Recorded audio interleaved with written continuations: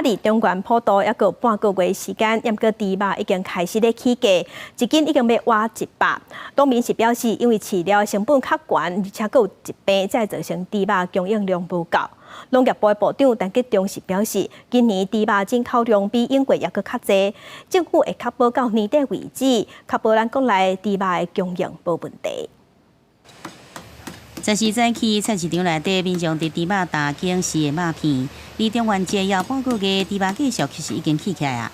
根据农业部统计，6月猪肉批发平均价每公斤是90块6角9，7月是92块2角7，8月到即阵为止是96块8角4，阳过12一天，猪价已经达到99块6角9。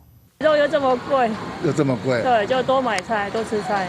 随上新北、宜兰甲南投部分县市，在日猪价已经超过100块，毋那猪肉愈来愈贵，肉所食加工品价销也起价，相款的钱用买到量是愈来愈少。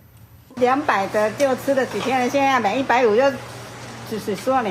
猪肉贵，大家拢会那个选项，看别的选项。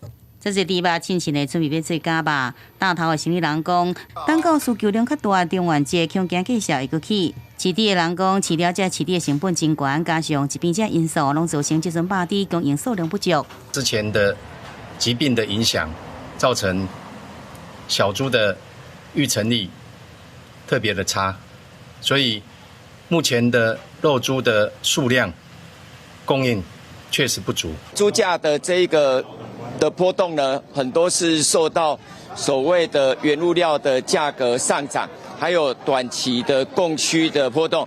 那长期而言，我们跟农民保证的绿灯区还是这样的一个供应。